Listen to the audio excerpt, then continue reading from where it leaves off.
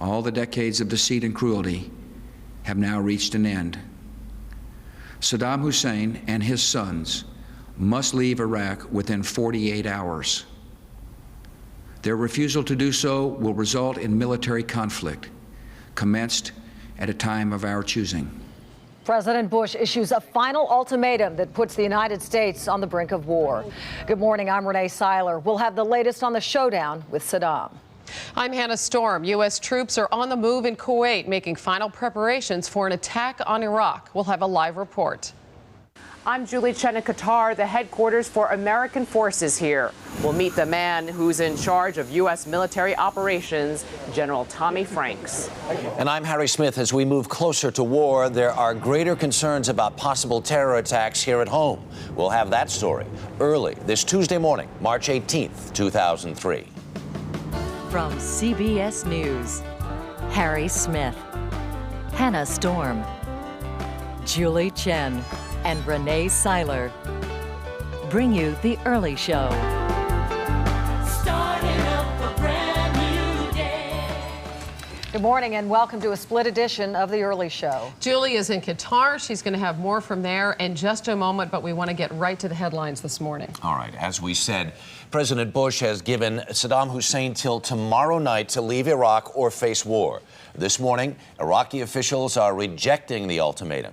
Meanwhile, U.S. troops in the Gulf are moving into forward positions, and Turkey is reconsidering letting U.S. forces into its country to launch a second front in the war. Meanwhile, here in the United States, the Homeland Security Department has raised the terror alert level to orange, indicating a high risk of terror attacks. The latest turn of events started with the president's speech last night. CBS News correspondent Bill Plant is at the White House with more. Good morning, Bill.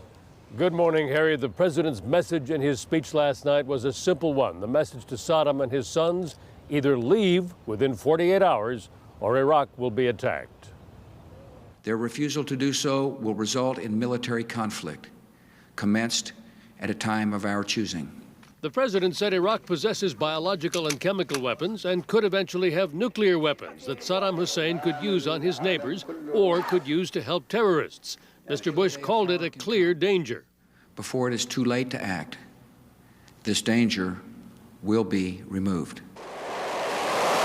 The president addressed critics who say the U.S. should not attack Iraq without support from the United Nations, saying that America has the sovereign authority to use force in self-defense.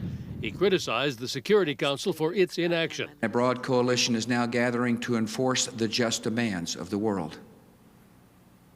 The United Nations Security Council has not lived up to its responsibilities, so we will rise to ours. The president also had a message for Iraqis. He promised food and medicine and warned Iraqi soldiers to act with honor by cooperating with coalition forces.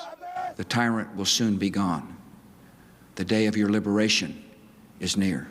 President Bush had a warning for the American people about the danger of retaliation here in the U.S. He advised that measures are being taken to increase security at airports, seaports, and other vital locations. But, said the president, those attacks are not inevitable. The terrorist threat to America and the world will be diminished the moment that Saddam Hussein is disarmed. The president compared this moment to periods in the last century of appeasement and genocide. He said that was not an option this time. The deadline expires tomorrow evening. We don't know exactly what happens after then, but we do know that the White House says Mr. Bush will give another address to the nation from the Oval Office when the war begins. Harry? All right, Bill Plant at the White House this morning. Thank you. For more on the president's speech, we turn to CBS News chief Washington correspondent and host of Face the Nation, Bob Schieffer. Good morning, Bob. Good morning, Harry. I want to just run through some poll numbers that were taken overnight. U.S. military action against Iraq, American people approve that by 69%. These are overnight poll numbers. Should the president have given Saddam Hussein a 48-hour ultimatum? Yes, by 72%. Should the president have waited for specific UN approval? No, by 65%. Give us an assessment of this new day in American history, Bob. Well, I think, Harry, Americans, this is very much in line with what generally happens historically. Americans generally always will give their president the benefit of the doubt. when it looks like war is coming. That's what they've always done, and certainly that's what they did last night. The president actually went up in the polls, those people that the CBS News polling unit contacted after his speech last night. So I suppose one could say that is that his first goal has been accomplished, and that is to continue to try to build support here in this country for this coming action. I think here in Washington, Harry, there's sort of an air of inevitability about all of this. Once the president said in his State of the Union message that if Saddam did not disarm, we intended to disarm him, it left him very little room to maneuver. And I think there are now two things at play here. Number one, I think most people in this Capitol would agree that he could not back off at this point without looking as if Saddam had won. The second thing that is now to be considered, it seems to me, is unless there is quick action, the longer this is delayed, the more opportunity it gives Saddam to strike a first blow. Now, mind you, he doesn't have much military power, but if he does have these weapons, these chemical and biological weapons that we believe he has, there is fear here that he might, in some last-minute desperate maneuver, try to launch one of those against the troops that are already there. So I think that's why people in Washington figured that the president was going to set some sort of quick deadline last night, and that's what he did. I think really Washington was not surprised by the speech that the president made last night, Harry. Can you talk a little bit about this president who just a little over 2 years ago was a governor in Texas, and the journey that he has been on this last 2+ years? Well, this is not the foreign policy that I think it's fair to say that the Bush administration had envisioned. It's not the foreign policy they talked about in the campaign. There was almost, in fact, almost no talk about foreign policy in the campaign. The president came to office talking about a humble foreign policy. He more or less said, we're going to stand back and let the Middle East sort itself out. We're not going to be engaged in a lot of nation building, which did not go all that well during the Clinton administration. Certainly, we've come a long way since those days. Now we find ourselves, the president has set some very high goals here, and I think anyone would say this is the biggest gamble that any president has made, certainly in my lifetime. If it goes as the administration says it's going to go, this will be over quickly. As we move into Iraq, our people will be embraced by the Iraqis, who will congratulate us on getting rid of Saddam Hussein. If there are not very many casualties, this is going to be a remarkable feat. But those are a lot of ifs, and if any of those things go wrong, if we become bogged down here, this president is going to, well, I think it comes down to this. If he is able to win this and win it quickly from his standpoint, from a political standpoint, he'll be reelected probably almost unanimously. Right. If it goes poorly, I think I would guess he wouldn't even run for reelection. But that's just one of the things. This is an enormous gamble. And we'll just have to see what happens in the coming days here. All right, Bob. Thanks so much. Bob Schieffer in Washington. Now here's Renee. All right, Harry, thanks. Many people are already getting out of Baghdad, anticipating an attack. One of the few Western reporters still there is our own Lara Logan. Lara, good morning. Good morning, Renee. Well, UN inspectors have spent the past 4 months in Iraq hunting for banned weapons of mass destruction. And today, they're leaving without knowing for sure whether Iraq still has any such weapons. Their work is incomplete, but their mission for now is over. UN inspectors left their hotel this morning for the last time. Their familiar convoy made its final journey to Saddam International Airport. Their spokesman admitted they were leaving with a sense of sadness. The job is unfinished, but up to now, we have done our part. I think that's all I can say. As their white UN plane carried them away to safety, the city they left behind prepared itself for the worst. Streets were less crowded than usual. Some people stayed home in anticipation of the bombing. Others shopped for last-minute rations. Some businesses closed for the first time. State-controlled newspapers railed against the U.S., but there was no sign Saddam Hussein would even consider America's offer to leave the country to avoid war. The only option is the departure of the warmonger #1 in the world, the failing President Bush, who made his country a joke in the world, who made his administration isolated in the world, who made the United States public enemy number one. Today, Saddam's oldest son, Uday, warned Americans, quote, they should not think there's a safe place inside or outside Iraq. Renee? All right, CBS's Lara Logan in Baghdad. Thanks so much. Now here's Julie in Qatar. All right, thanks, Renee. Qatar is, of course, the headquarters for U.S. Central Command, which will be in charge of any U.S. attack on Iraq. And this morning, American troops all over the Gulf are on the move. Our Jim Axelrod is near the front lines in Kuwait. Jim. Good morning, Julie. There's been a flurry of activity here at this training camp for the Army's 3rd Infantry Division, 1st Brigade Combat Team. That's a unit of 5,000 soldiers who will be among the first ground troops into Iraq in the event of a war. In the past 24 hours, about 25% of the 1st Brigade is packed up and started to line up to move out. Now, we are not going to report where they're going or when or why, but clearly they are mobilizing and the mood here is changing. A few hours ago, they were visited by 3-star General William Wallace, the Corps Commander of the Army Ground Forces here in Kuwait. All we want to do is make this nation, this regime go away and make this nation a responsible member of the world community. That's what it's all about. And in the process, we make life a little bit safer for your family and mine. That pep talk, part of an ancient tradition of a general getting his troops ready for battle. This particular pep talk delivered by this particular general who said he expects a war, in his words, to last days, possibly weeks. Julie? Jim Axelrod near the front lines in Kuwait. Thank you, and stay safe, Jim. No matter what happens in Iraq over the next few days and the next few weeks for that matter, it will dramatically change the Persian Gulf. Joining me now to talk about that is Dr. Hassan Al-Ansari. He is the director of the Gulf Study Center at Qatar University. Good afternoon to you, Doctor. Good afternoon. According to President Bush, Saddam Hussein and his 2 sons have 37 hours to get out of Iraq or else. Is this good news or bad news for Arab nations?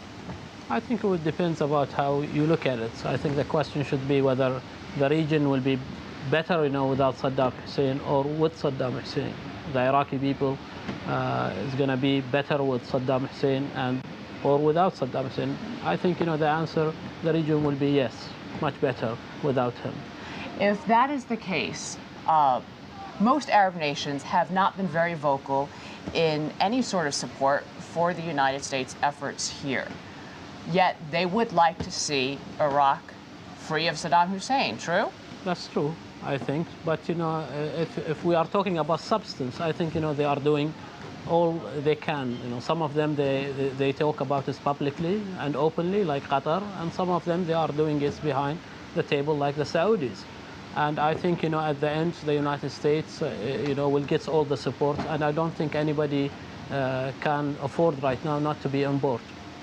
How do you see a post-Saddam world, particularly in this region? How do you see Iraq without Saddam Hussein changing the way life is lived in this part of the world?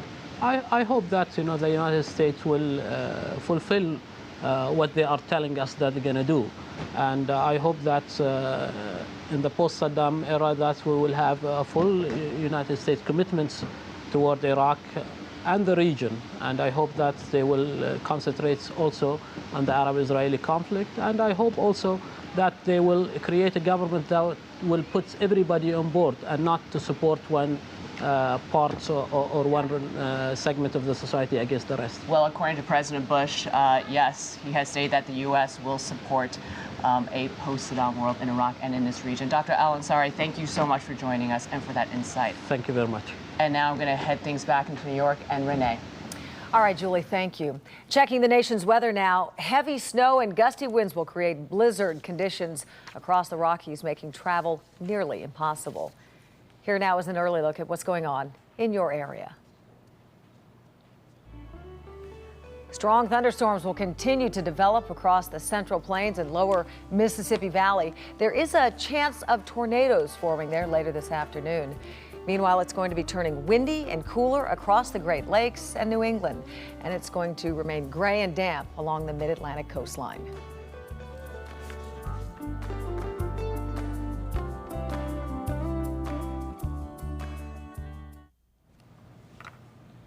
Now, still to come in this broadcast, concerns about terror attacks here in the U.S.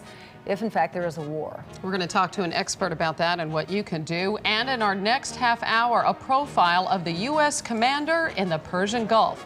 This is The Early Show on CBS.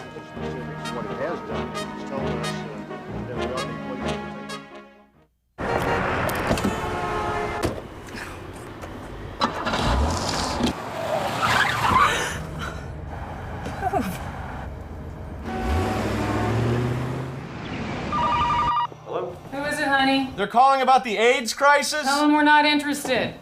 Hi.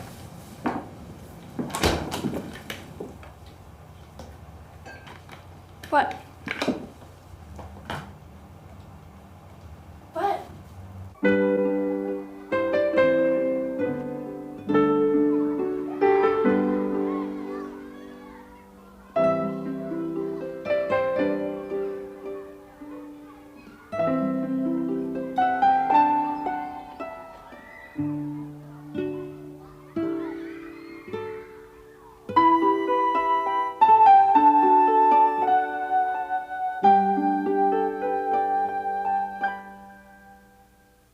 Make an appointment with the Early Show Health Watch, where we'll have the latest in treatments, testing, outbreaks, and breakthroughs. That and more when we come right back.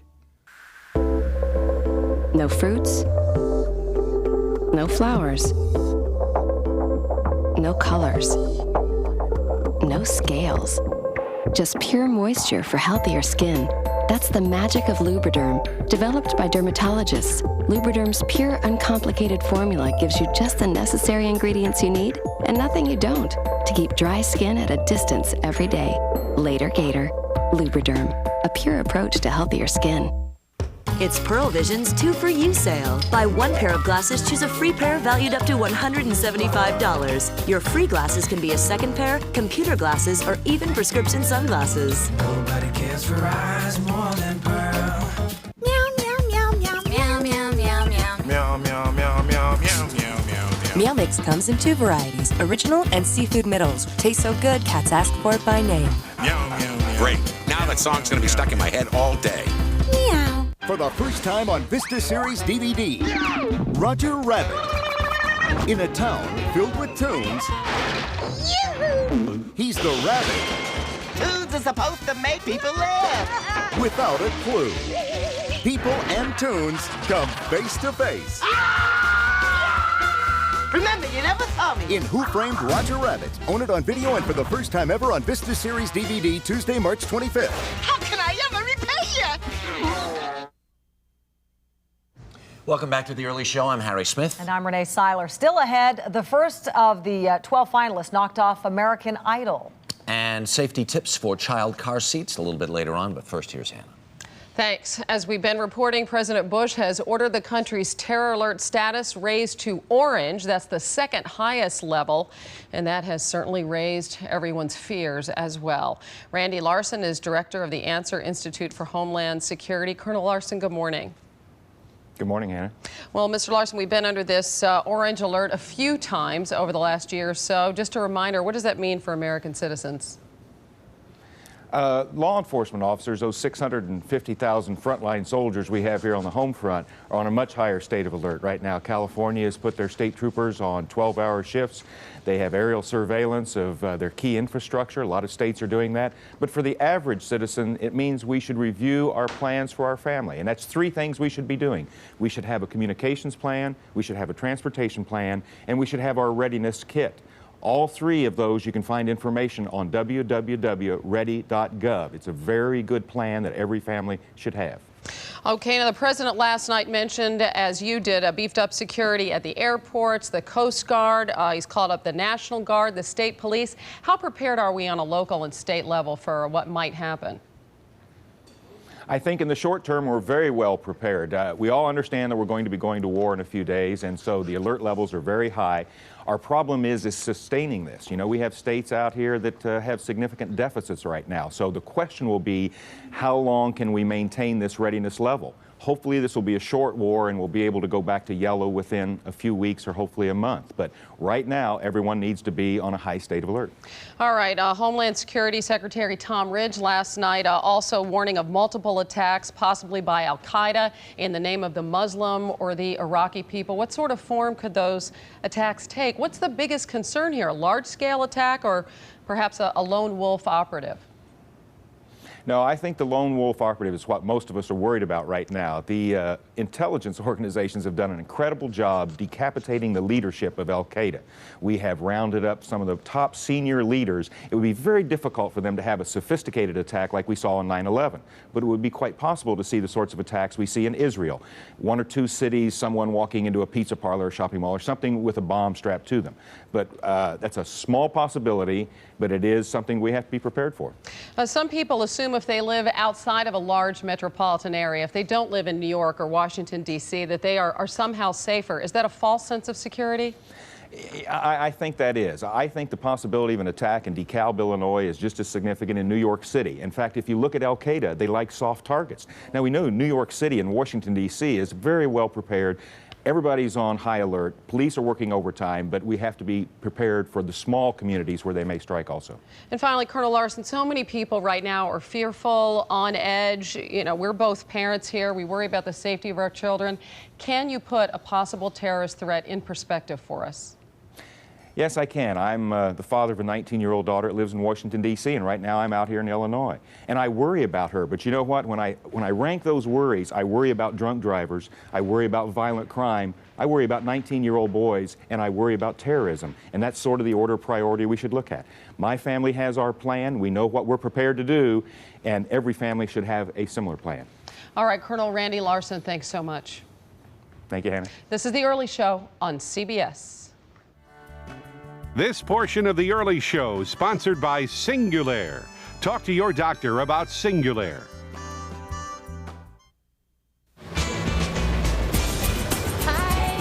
That was great, Mom. I saw 5 snakes. I got a fish. Do what you wanna do. Now there's a new and different way to treat seasonal allergies. Singulair, the only seasonal allergy medicine that specifically blocks leukotrienes, an underlying cause of allergy symptoms. It's a once-a-day chewable tablet that helps relieve a broad range of symptoms for a full 24 hours. It's available for children as young as 2. Side effects are generally mild and vary by age and may include headache, ear infection, sore throat, and upper respiratory infection. Ask your child's doctor about Singulair.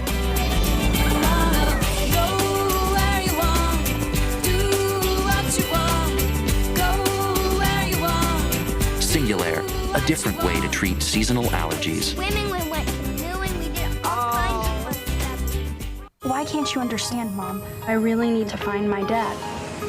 She was the daughter he never knew. A piece of paper doesn't prove anything. She has my eyes. And the girl who would turn his life around. Strange how easy it comes, isn't it? What? Worrying. Amanda Bynes, Colin Firth. When I was little, every birthday, I'd wish that you'd come and find me. What a girl wants. Wow. I have no idea where that came from. Rated PG. Starts Friday, April 4th at a theater near you.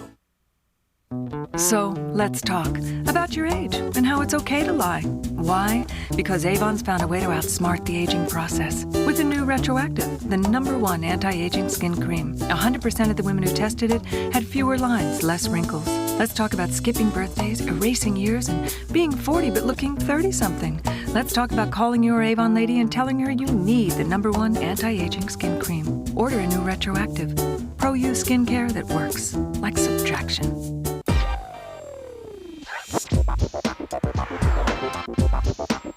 When your child's got a fever, you know the drill. Children's Motrin. When you're hurting, don't you wish it were that easy? It is. Mom's Motrin, Motrin IB. It's got the speed and strength you need, because you've got miles to go before you rest. Mom's Motrin, Motrin IB. For moms who don't fool around with pain. Right now at LensCrafters, all lenses are 50% off. That's right, every lens in the store, 50% off. Still made in about an hour. All with our 30-day money-back guarantee. Where else can you get all that? Hurry, LensCrafters offer ends March 22nd. When my gang eats out, it's 5 different stomachs, 5 different stomach problems. But we don't need 5 medicines. We just need one. Pepto-Bismol. For heartburn, indigestion, upset stomach, nausea, and diarrhea. Think pink. Think Pepto.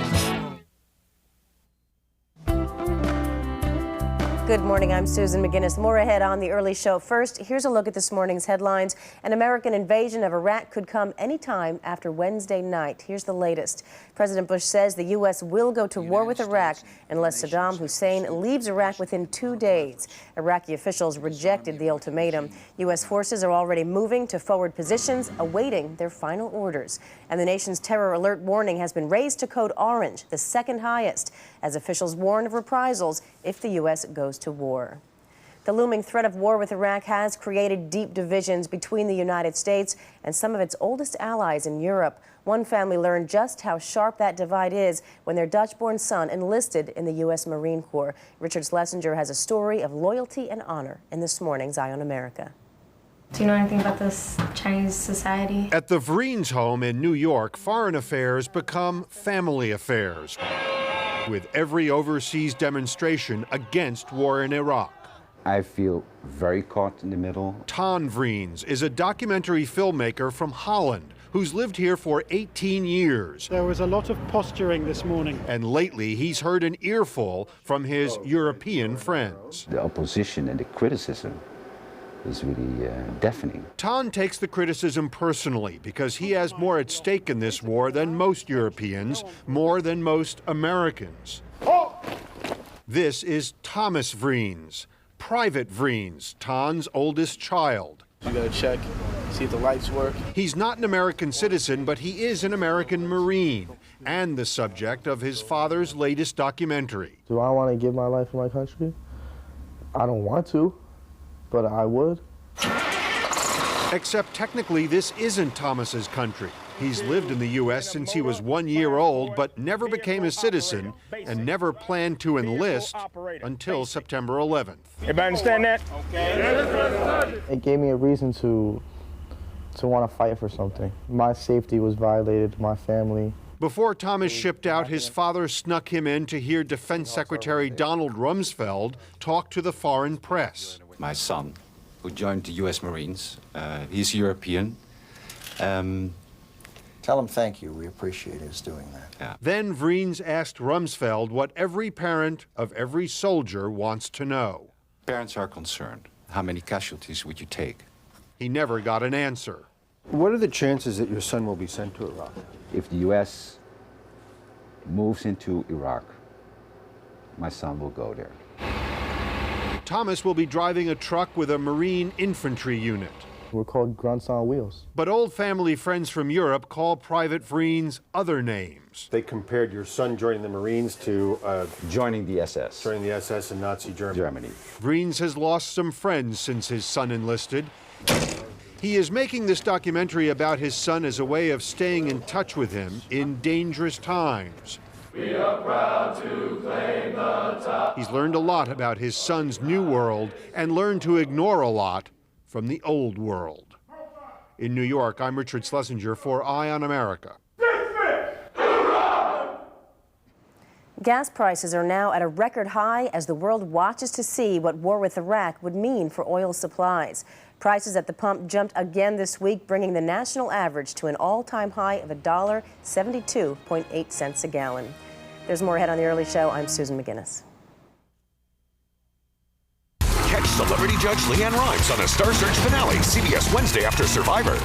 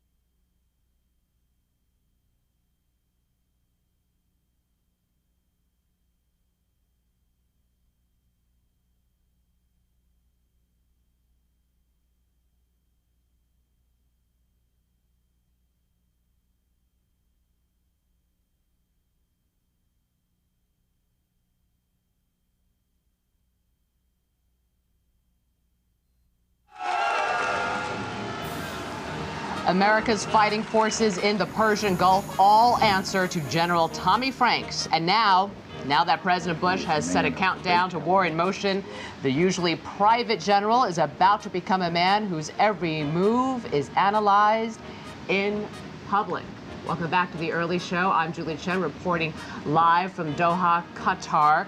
In just a few minutes, we will profile General Tommy Franks, a man who refused retirement in order to lead troops into Afghanistan and now possibly Iraq.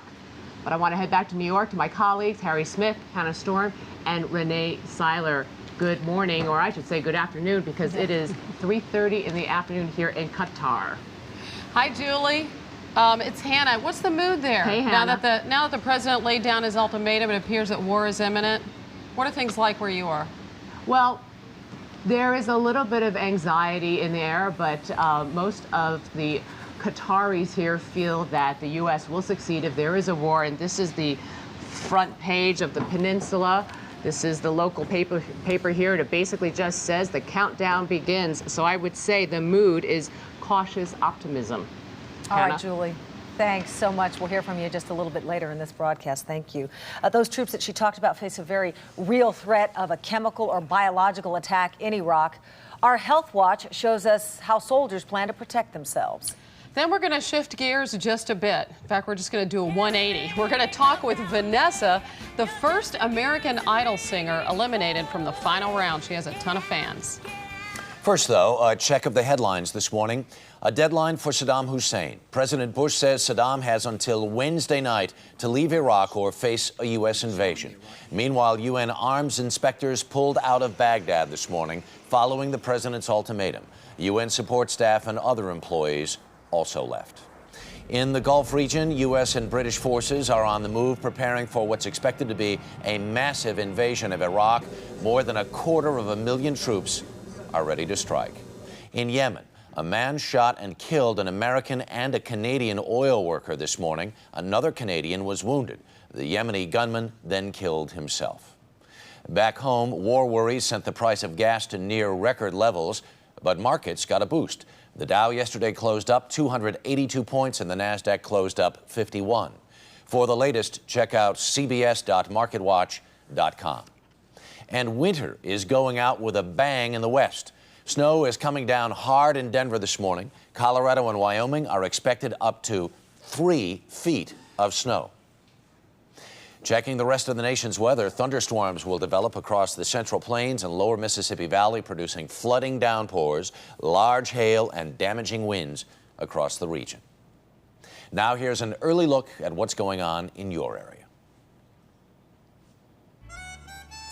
The combination of heavy snow and strong winds will create 4 to 6 foot snow drifts across the Rockies, making traveling across central Colorado and Wyoming nearly impossible today.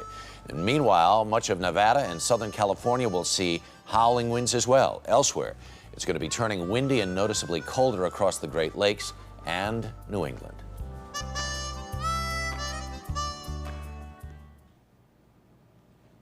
Now with more news, here's Julie in Qatar. All right, thanks a lot, Harry. The top U.S. military commander here, Army General Tommy Franks, has just visited the other Persian Gulf states in preparation for war. CBS News correspondent Tom Fenton has more on the man who would oversee a U.S. attack on Iraq. I'm Don Rumsfeld, and I'm here to introduce General Tommy Franks. Tommy Franks is a soldier's soldier, hard-driving, plain-spoken, and respected by his troops, for whom he has great affection. We're blessed by where we are and where we're going. Important to your kids and your grandkids. You get him around troops and he's fired up. You can see it in his eyes. He's got a fire in his belly. He loves soldiers. Soldiers recognize that. Soldiers know instinctively that he's one of them. So do fellow officers and a very demanding Secretary of Defense. He is a man of great talent and skill, and he has my complete confidence and the complete confidence of the President of the United States. Although due to retire last year, Franks was asked to take on the operation in Afghanistan and now Iraq. In both cases, Rumsfeld wanted speed. Franks argued for conventional force. The final plan for Iraq will include both. He is a very prudent risk taker. He understands this business. He understands how the application of combat power. In his march through the ranks, Franks has usually been in the right place at the right time. His tenure as head of Central Command, CENTCOM, didn't start well, though. After he took over in 2000, suicide bombers blew a hole in the USS Cole in Yemen. Is a set of measures that is used to set safety or to set force protection. He had to account to Congress for allowing the ship to refuel in a country seething with anti-American sentiment. He has learned to be a diplomat as well as a soldier.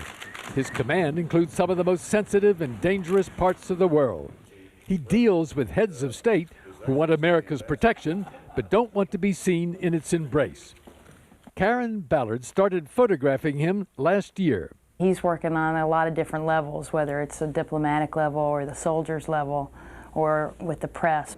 But in a world driven by the 24-hour news cycle, the press is not Frank's priority.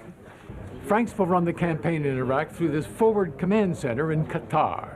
It's a tall order for a Texas boy who was a college dropout and who joined the Army at 20 because he knew he needed to grow up. And he grew fast. He was wounded 3 times in Vietnam, and in a 35-year career, he's gained a reputation for a keen mind and a wicked sense of humor. I get a very natural, personable energy from him that is somebody who's incredibly sharp and they're on top of what they're doing, and yet also totally in their shoes, like who they are, and happy about that. He's called Pooh by his granddaughter, a name he loves, and his closeness to his wife almost got him into trouble when she overheard highly classified information. A small blip in a career that has taken him to the top and which may not end when the bullets stop flying in Iraq. If Franks is now being asked to plant the flag of democracy in an area that has never known political freedom, that's a challenge that will make everything else he's done in his career seem like child's play. I bet that would be a huge task ahead of him. But the big question is, how do he and Defense Secretary Rumsfeld get along? Well, that's a good question. They say that Rumsfeld doesn't know what he doesn't want, but he doesn't know what he wants, but doesn't. Knows what he doesn't want. Knows what he doesn't want. On the other hand, Frank seems to be able to produce a result, a plan that they can both agree on. So I guess you would say they complement each other. And that's what we want to hear. Tom Fenton, nice piece, thank you. Harry, I'm going to take this opportunity to toss things back to you in New York because I have a flight to catch. I'm heading out to Kuwait City, Kuwait, and I will continue the coverage for the early show from there tomorrow morning, and I will see you then, Harry. All right, Julie, take care. Still ahead this morning, American-born Queen Noor of Jordan is here with her unique perspective of the U.S.-Iraq tensions and a closer look at life as a Middle Eastern royal. Gwyneth Paltrow is back in a wild new comedy. She'll give us a preview of The View from the Top. But up next, the American Idol who couldn't make it past Simon and gang. This is The Early Show on CBS. Who can turn the world on with a smile? Well, it's you, girl, and you should know it. Love is all around, why don't you take it? The best way out is by coming in. Going to family learning programs helps you and your family lead better lives. Call 1-877-FAMLIT-1 because making it after all shouldn't just happen on TV.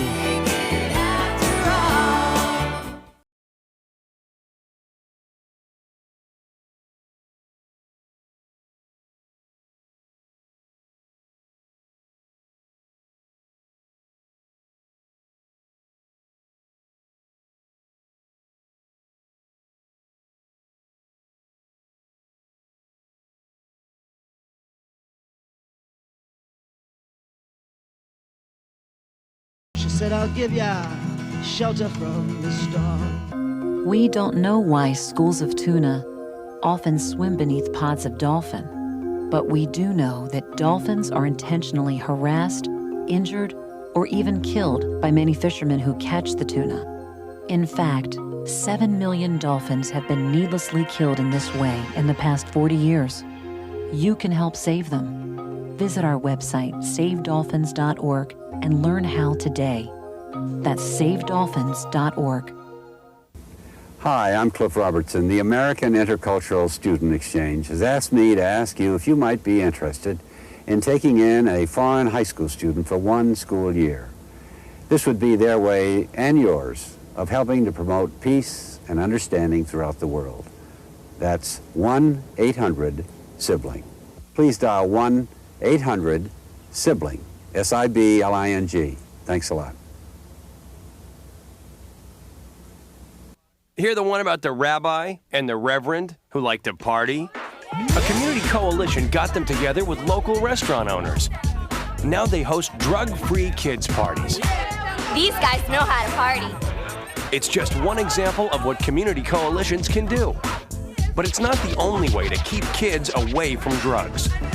Visit helpyourcommunity.org to find out what your group can do. Because you get more when you get together.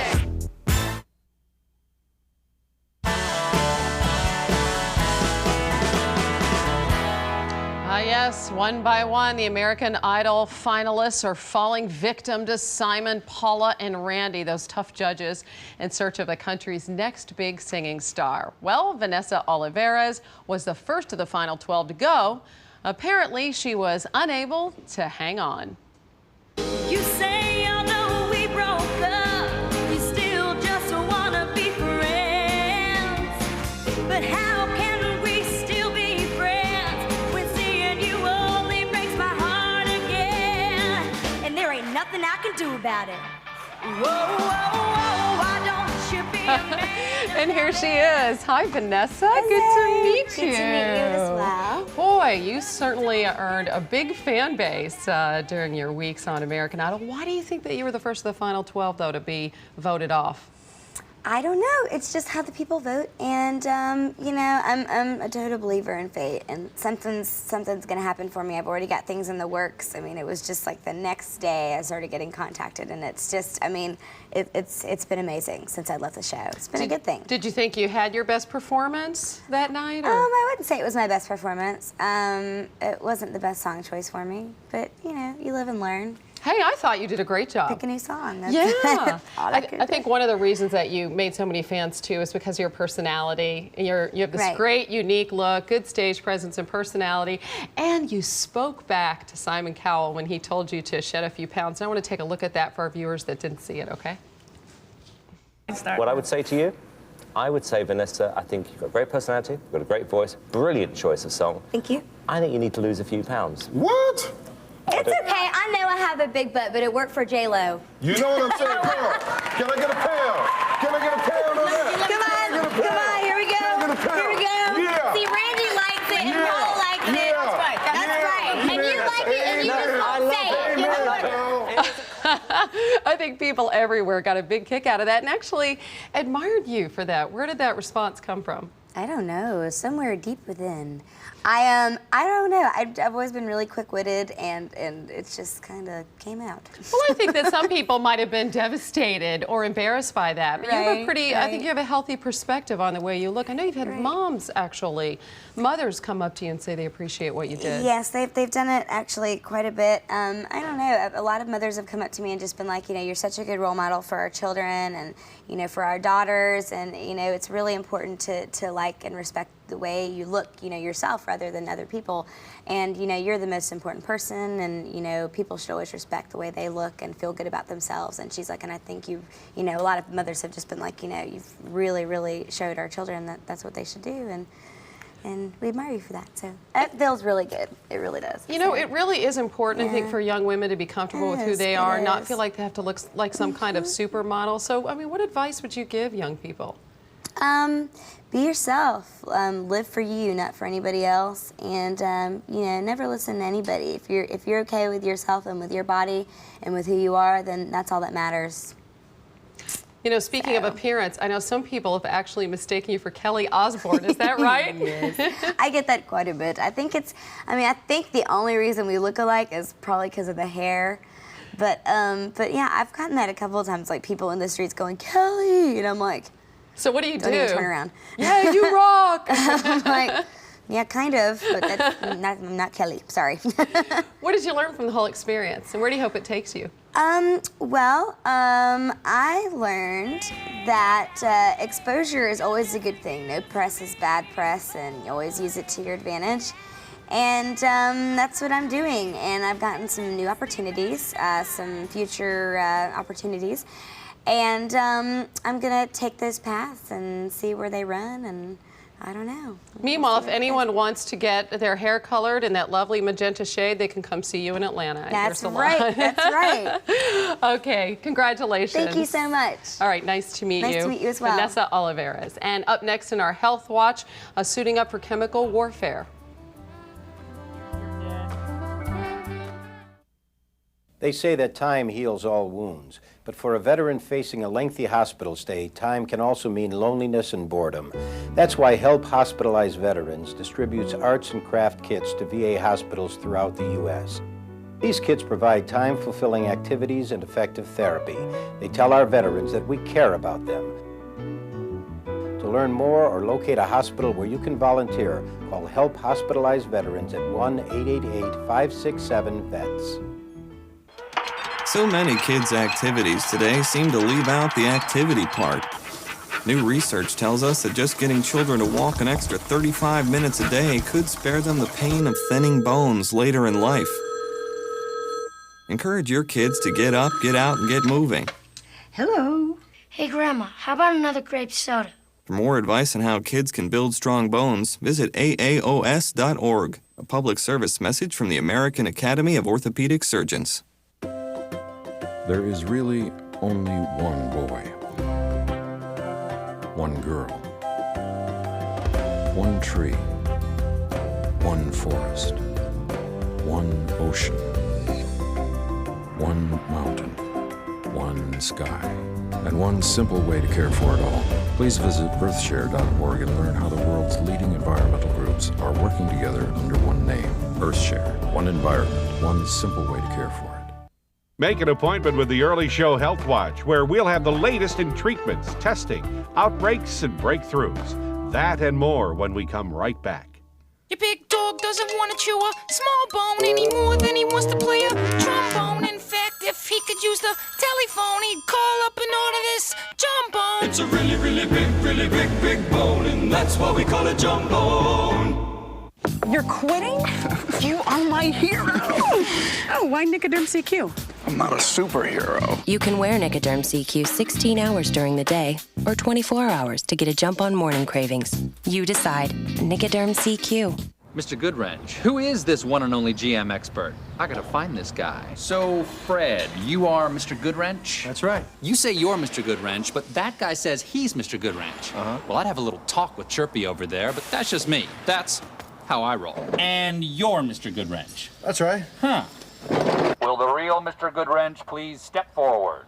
Find Mr. Goodwrench at over 7,000 GM dealerships nationwide. All right, pal. Give me the bullhorn. No. If you can't stand the heat, You are beautiful. get out of Dave's Kitchen. It's a fun fish. Something's always cooking on The Late Show. Get ready for March Madness. They'll get there any way they can. Make your move to the madness on CBS. The Early Show continues now from the General Motors building at Trump Plaza in New York City.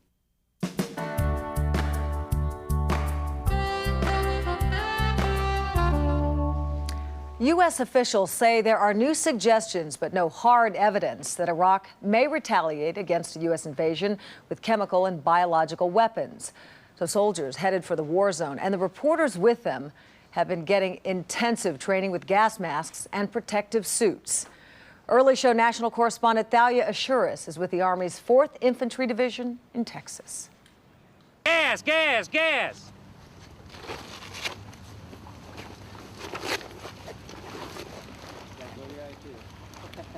Stop!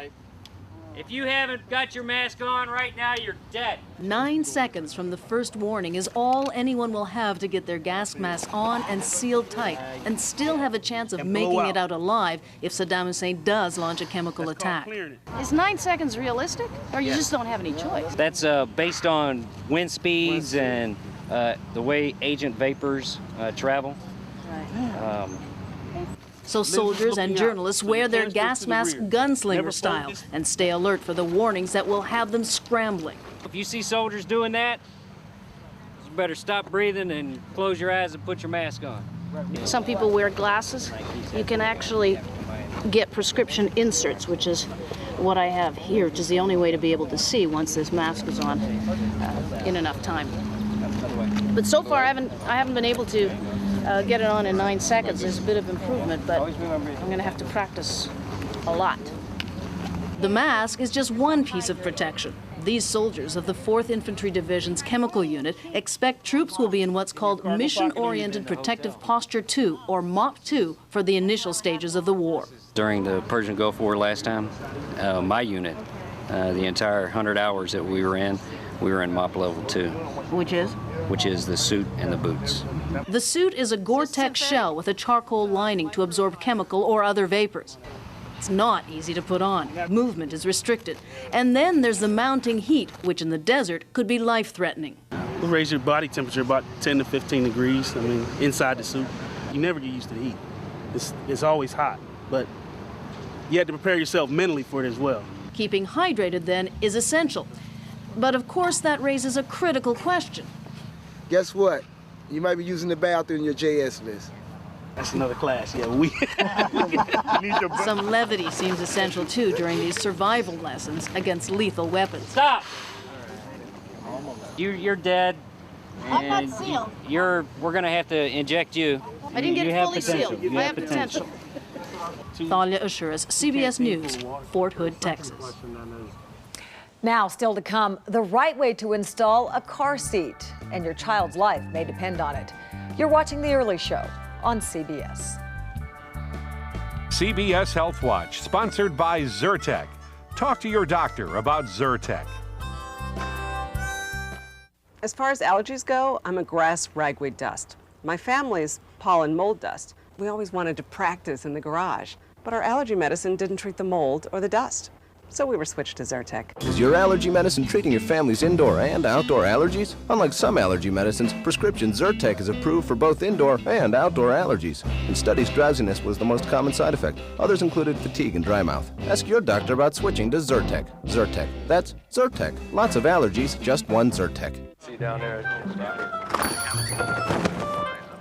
Excuse me, is there a Bank of America ATM around here? Oh yeah, there's a bunch of them. Just around the corner at Field and Griffin. There's another one at the theater. Down there by the post office. Down 2 blocks. 9th and Main. Right by the deli. River, there's one on Crescent. Another one right across the courtyard. You know what? Right across the courtyard. More ATMs where you need them. There's one more, right? From Bank of America. Higher standards. In our next hour, we're going to talk with identical triplets called to active duty as the U.S. moves closer to war. And Jordan's Queen Noor will join us, too. She will reflect on her royal life in a tense region. First, though, these messages and your local news. Tomorrow on The Early Show, how will a war affect our economy? Our expert financial advisor will have all you need to know. Plus, Julie Chen will have the latest from Kuwait. So wake up to what's new on The Early Show. Now on Disney DVD and video. The ultimate criminal mastermind has escaped, and it's up to the ultimate fighting tool to save the day. Evil's afoot. But this time, one gadget G2 reporting for duty. isn't enough. Wowzers. Let's go! This might be a trap. This might be a trap. Inspector Gadget 2, now on Disney DVD and video. Rated G. With RE/MAX, you expect service that's a little out of the ordinary. So when you need help buying or selling a home, call RE/MAX and watch us spring into action. RE/MAX, outstanding agents, outstanding results. These are the final days of the great shopping spree at JCPenney. Hurry in for 30% savings store-wide, plus extra savings on sale prices and clearance items. It's every girl's idea of fun. It's all inside JCPenney. CBS Wednesday. Survivor is on a special night. The men and women are now living together. I just took a bath with a swimsuit model. New tribes. This is a strong team. Shattered alliances. My head's on the chopping block. And a love triangle that will leave you speechless. Sweet. Don't miss an all-new Survivor on a special night, CBS Wednesday.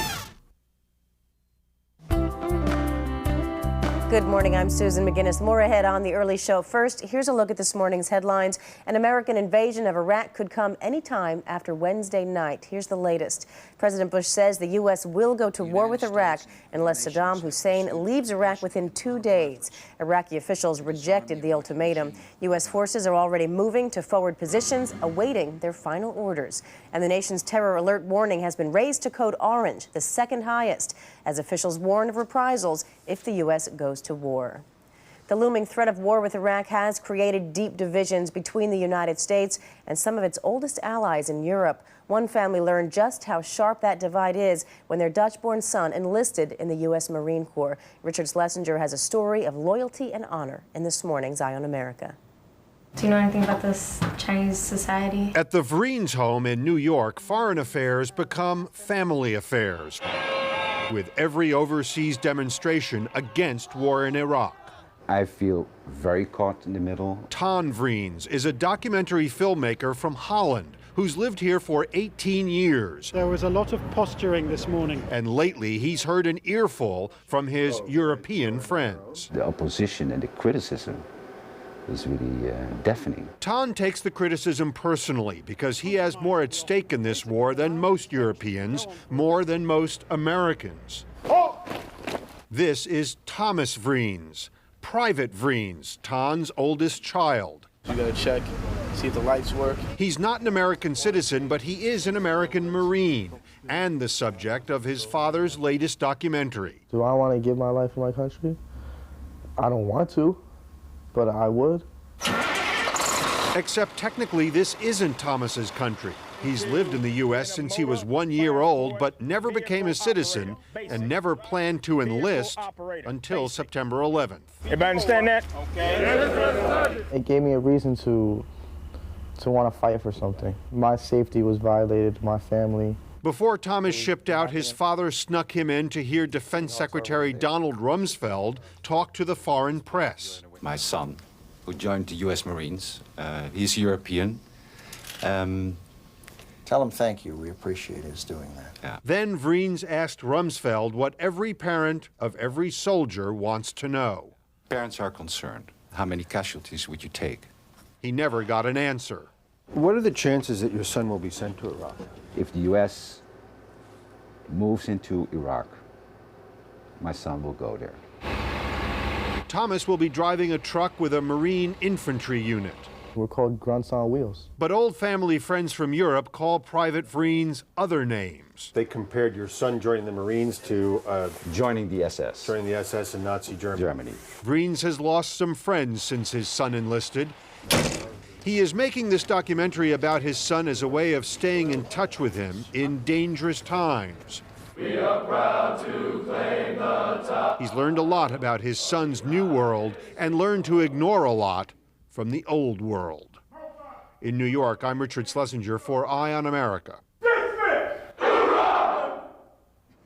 Gas prices are now at a record high as the world watches to see what war with Iraq would mean for oil supplies. Prices at the pump jumped again this week, bringing the national average to an all-time high of $1.72.8 a gallon.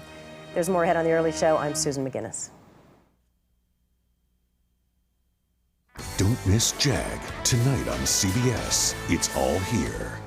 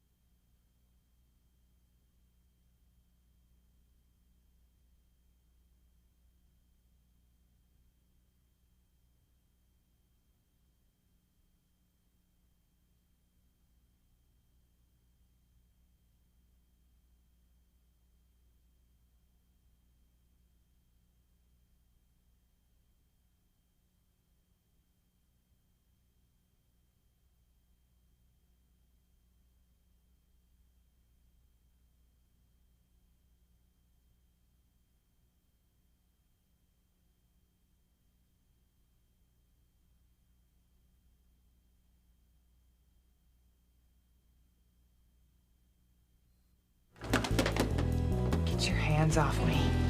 Oh, I'm scared, Donna. What are you gonna do, huh? Don't you walk away from me. Uh-oh, cat fight in the cabin. Gwyneth Paltrow gets physical in her latest comedy, View from the Top. She's sparring here with Christina Applegate. That's her rival, flight attendant, arch rival. That's Gwyneth's new movie, a far cry from Shakespeare, I would say. It's supposed to be a comedy, though, right? Yeah, it's a comedy, really light. Yeah, it is. It's not serious stuff. We're going to talk to her coming up. Hi, everybody. Hannah Storm, Harry Smith, Renee Seiler, Julie Chen is on her way to Kuwait City. Right now, she'll be reporting from there tomorrow. Also ahead, a visit with Queen Noor, the American-born widow of King Hussein. She has written a memoir of her fascinating life.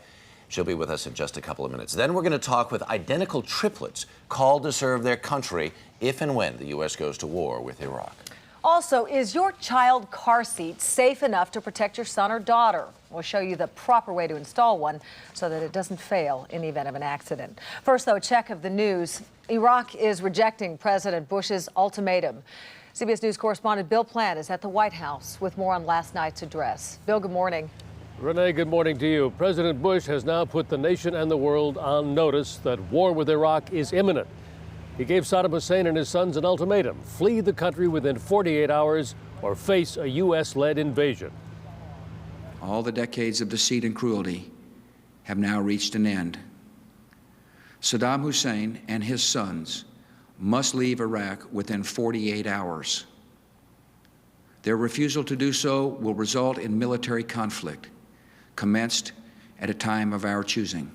The president argued that all diplomatic efforts to disarm Saddam Hussein peacefully had failed and that military action is now the only option. Peaceful efforts to disarm the Iraqi regime have failed again and again because we are not dealing with peaceful men. Intelligence gathered by this and other governments leaves no doubt that the Iraqi regime continues to possess and conceal some of the most lethal weapons ever devised. With no authorization from the United Nations for an attack, the president laid out his justification for a preemptive strike, arguing that those weapons of mass destruction could fall into the hands of terrorists. Responding to such enemies only after they have struck first is not self-defense, it is suicide. The security of the world requires disarming Saddam Hussein now. The president's deadline is tomorrow night, and that probably means that war is literally only hours away. The next time we hear the president speak, it'll probably be from the Oval Office to announce that the war has begun. Renee? All right, Bill Plant at the White House this morning. Thanks. U.S. forces in the Persian Gulf are making final preparations for war. CBS News correspondent Mark Strassman is with the 101st Airborne Division in Kuwait via video phone. Mark, good morning. Good morning, Renee. The last thing any of these soldiers wants is to spend weeks, even months, languishing in the desert. Their attitude here is, let's get going. So early this morning, many of them heard what they wanted. At 4 a.m., soldiers huddled inside a tent in the middle of the desert in the middle of the night to hear the presidential ultimatum. And like Americans everywhere, we're chewing over the speech at breakfast this morning. I say great. I came here to do a job, sir, and we're finally going to get to do it. I've been training all these years, and I finally get to roll out. For several weeks here, this is the moment they've had in their crosshairs. The 101st Airborne are air assaulters, very fast, very powerful. Colonel Ben Hodges commands its 1st Brigade and was also up early.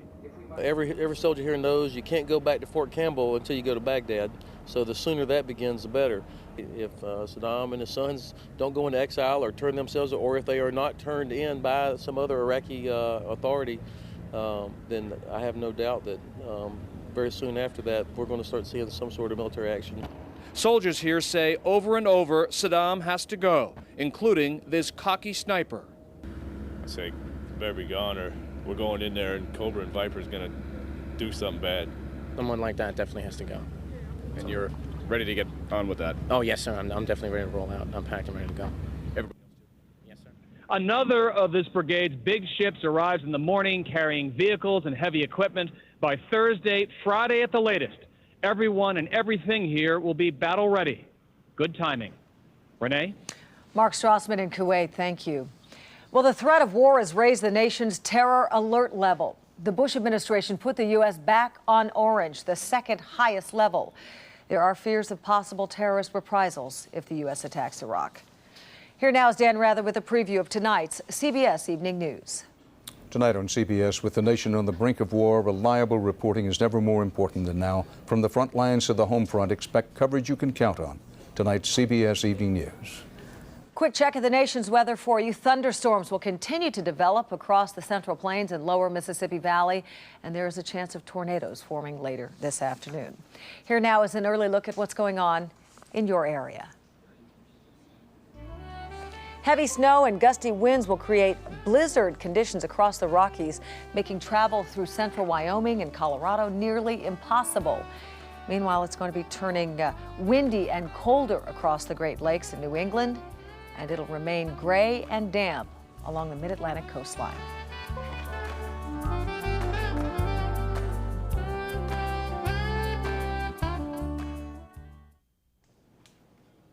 "30 years ago, when Queen Noor of Jordan was an American named Lisa Halaby, no one could have imagined the adventure her life would become. Now King Hussein's widow has written her own story, Leap of Faith, Memoirs of an Unexpected Life. And she joins us this morning. Good morning. Good morning. Good to see you again. Let's talk about the news first. What are your greatest concerns as we are here on the brink of war in Iraq?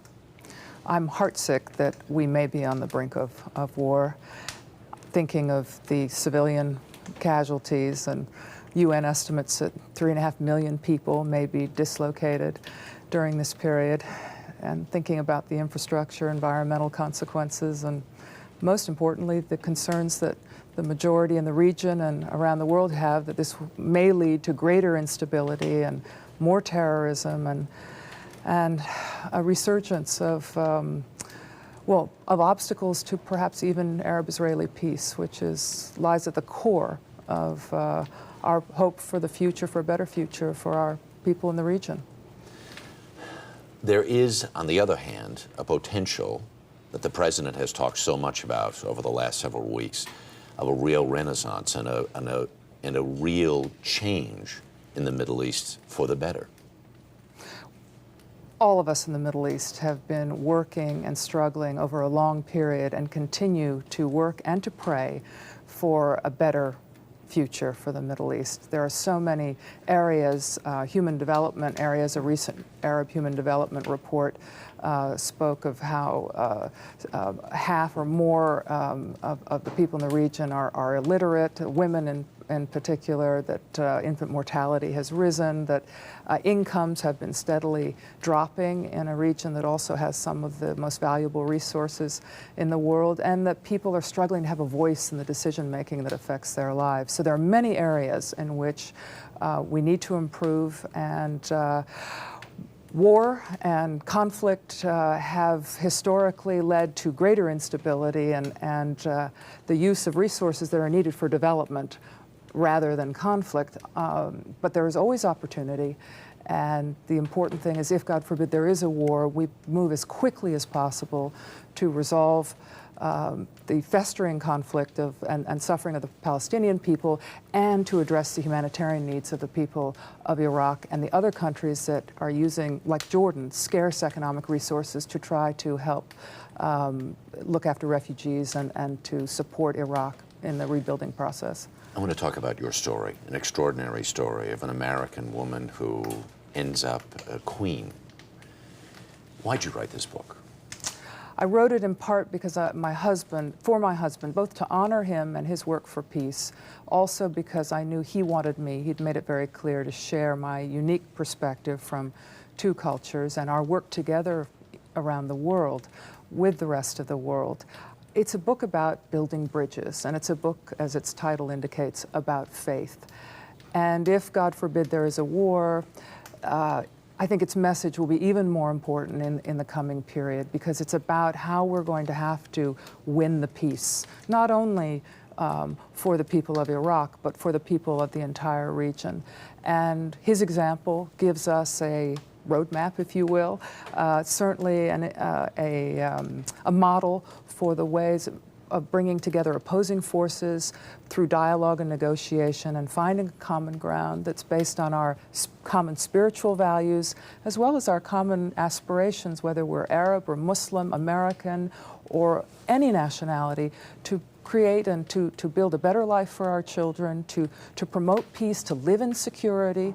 And my book, I hope, will bring a human face and present historical, cultural, and most importantly, human perspectives on the headlines that people see so often on the Middle East that don't give the reality. One of the things that's clear to me from reading your book is the love you have for your country and for the Jordanian people. I remember you telling me once the first time you set eyes on Jordan, when you looked at it out of an airplane, you thought, I'm home. This is home for me. Talk about that a little bit. Well, I, on one hand, was consciously returning to the land of my ancestors. Your My father's family had immigrated, that family had immigrated from the Arab world. But the sense that I had as I was traveling into Jordan, having been working in Iran, another Muslim country, but arriving in Jordan, I had a sensation I never had anywhere else of almost a mystical sense of returning home. I can't explain it, but it had to do with the desert reaching out in all directions and just a sense of a spiritual and extraordinary landscape.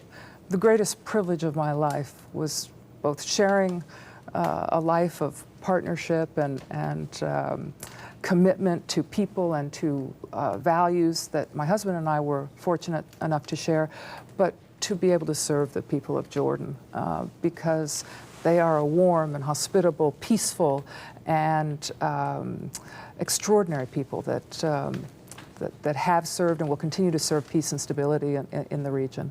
Leap of Faith is the book. We thank you so much for joining us this morning. Thank you, sir, Do for appreciate your it. interest. Right.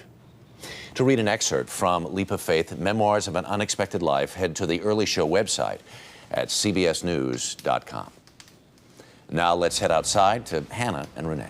All right, Harry, a little on the chilly side, but up next, making sure your child's car seat survives an accident. And later, following in the Wright brothers' footsteps, or flight path, 100 years later.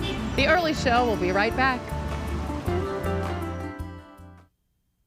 So let's talk about your age and how it's okay to lie. Why? Because Avon's found a way to outsmart the aging process with a new Retroactive, the #1 anti-aging skin cream. 100% of the women who tested it had fewer lines, less wrinkles. Let's talk about skipping birthdays, erasing years, and being 40 but looking 30-something. Let's talk about calling your Avon lady and telling her you need the #1 anti-aging skin cream. Order a new Retroactive. Pro-use skincare that works like subtraction. That's me. And this is Kate. She's just like me. First bike ride, first prom. Then my little girl grew up. Around then, I was diagnosed with rheumatoid arthritis. Still, things were looking up. Until I turned 50. I felt 90. For some, there's Remicade. Remicade relieves pain and helps stop further damage to your joints. Your doctor may add Remicade if you're on methotrexate already and not responding well. Remicade is not for everyone. Certain people with heart failure should not take Remicade. Serious, sometimes fatal infections such as TB have been reported. Your doctor should evaluate your risk of infection.